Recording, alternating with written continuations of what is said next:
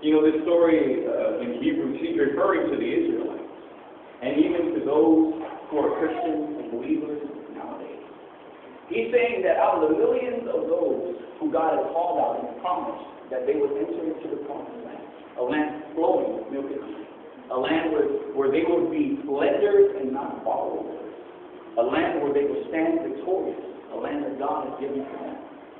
As God gave that message to the Israelites, we see that out of the millions that came out, only 2 out of the original entered into the promise. Why is that? In Hebrews chapter 4, verse 2, we see it's because they heard the message, but didn't mix the message with faith. And this morning, God has had us in the season of getting happy, being happy, and staying happy. And that happiness is there. Just as Canaan land was real, just as the promised land was real, though the Israelites couldn't see it, coming out of Egypt, they kept hearing about this land that is flowing with milk and honey, about this land where they would be lenders and not borrowers, about this land where they would be victorious and be the head and not the tail. They kept hearing about this thing that they've never seen, but it didn't mean it didn't exist. We find and see as we read throughout the story that Canaan was there even when they were in Egypt. The promised land was already established, already accomplished, already made. All they had to do was trust in God and walk into it. But yet only 2 men. Why was this? Because the message, once again, that they heard about an unseen land that flows with milk and honey was not mixed with faith. And what is faith? Faith is confidence. Confidence in the substance that is hoped for. Confidence in the evidence of things that are not seen. They lack confidence in the message that God has given. And God has been teaching us throughout this season about getting happy, being happy, and staying happy. Family, this morning, the happiness is not spontaneous. It's not something that will pop up. It's already there. Just as the promised land was already established and already accomplished and already been filled and already had grapes the size of men's heads and already had fruits that were born, it was just waiting to be taken over. It was just waiting to be received. In the same way, the happiness that is unseen, the happiness that Dad said that the God needs to get hold of, to be in and to stay in, it's already there. It's in the situation of frustration. The happiness is there. But all we need to do is combine faith to the message that God has been preaching throughout the season.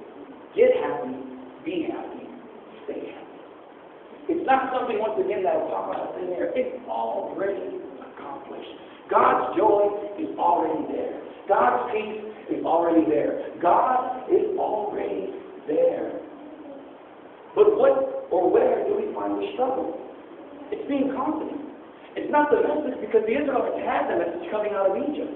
But they weren't confident in the message. They weren't confident that what was unseen was really there. Just because something is not seen, it doesn't mean it doesn't exist. Right now, I can't see anything behind me. Does that mean the chair behind me isn't real? No. It's just I can't see it. But it's there. You can't see the people behind you. Does that mean that there's no one behind you? No. They are there. It's just you can't see it. And in the situations of frustration, in the situations of mourning, in the situations of pride, God has always given us happiness. It is there. You just can't see it. And the only way that it will be revealed, or the only way that it will be partaken of, is if I run into it. Oh, whichever way. In the same way, the only way that we will grab hold or partake of God's happiness that is there is if you run into it. Is if you get it, be in it, and stay in it. There are 2 hidden forces at work in our lives. There is God, and there's enemy. These are the unseen forces. Now, just because I can't see God, it doesn't mean He's not real. And just because I can't see the enemy, it doesn't mean He's not real. But if I live my life by sight and just walking as if there is no God and there is no enemy, I will find myself, majority of my life, running into the pains that the enemy brings and missing out on the goodness of God. Why? Because God doesn't press Himself upon people. He doesn't force His will on us. But the enemy sure does. The enemy has no problem throwing his pain in your face. He has no problem bringing struggles into your life. And so if we're living our lives, well, there's no such thing as the devil, there's no such thing as God, we're always going to run into the pain of life. I got a good job, but man, why am I miserable? Because they're running smack dab into the enemy's work. We realize that, yes, prosperity does come from God, but the enemy also is able to bring it. And if I'm jumping into something just because it's prosperous, how do I know it's not the enemy working? How do I know I'm not jumping head into the enemy's life? How do I know that the unseen thing that is at work here is God or the enemy? And this is what the Lord is encouraging us. As Jesus said in John chapter 9, and we've all studied it throughout Wednesday, He came so that the blind may see, and so that those who have sight may see that they are blind. Just because we can see and we have eyes to see, it doesn't mean that we're not blind. There is something that we're blind to, the unseen. We are blind to the unseen forces that are at work, whether we believe it or not. The enemy is moving and God is moving. And how can I live in a world that is unseen? Easy. This question is answered when we look at a blind man. How does a blind man live in a world that is seen? In his life, and in his mind, everything is unseen. So he lives in the unseen. But he's also able to operate in the things that are seen. Meaning, just because he doesn't see things, there's no benefit here. No. He does things that bring him confidence to know that there is a master. Though I don't see and I don't live in the scene, I will not deny that there are things that are seen, and they are real. And just because I don't see them, it doesn't mean it's not real. So I'm not going to be, ignorant of the fact that there is a master here and just walk as if there's nothing. No. I want to live in victory. I want to make sure that in my life I'm not stumbling. So I will live in accordance to my confidence. My confidence is that there is a banister in front of me, even though I don't see it, and so I will walk around. A blind man who has no sight operating in the scene. A realm, a world that lives off of sight. Now, how can a person who sees operate in a world where things are unseen?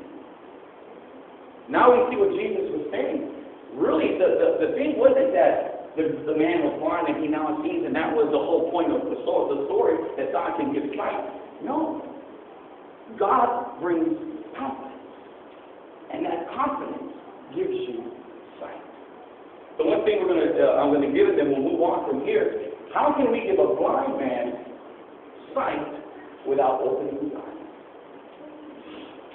Automatically, many of us say, well, there's only one way to give a blind man sight, and that's to open his eyes. But God says, no. You give him confidence. You give him a rod.